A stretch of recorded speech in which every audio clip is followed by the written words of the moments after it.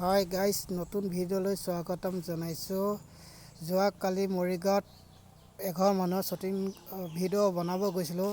তাৰপিছত বৰষুণ পৰি থাকোঁতে বৰষুণটো ৰখি গ'লোঁ আমি তাৰপৰা পিছে শনিবাৰ বজাৰ যোৱা ৰাস্তাটোৱে বৰষুণ পৰি গোটেই পানী হৈ যায়। প্ৰথম ট্ৰেফিক পুলিচ ওচৰতে ইয়াত দাদাজনে পূৰা দোকানৰ ভিতৰত পানী সোমাই গৈছে।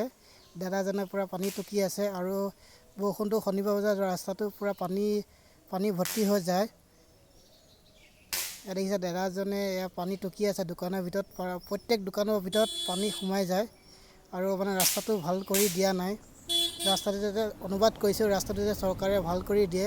মৰিগাঁও প্ৰথম ট্ৰেফিক পুলিচ ওচৰতে হয়।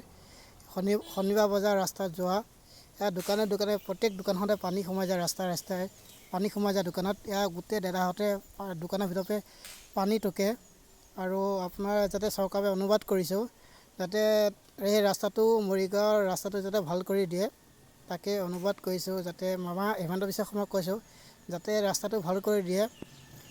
মৰিগাঁও প্ৰথম ট্ৰেফিক পুলিচত দাদাই চাওক দোকানৰ ভিতৰত পানী সোমাই গৈছে।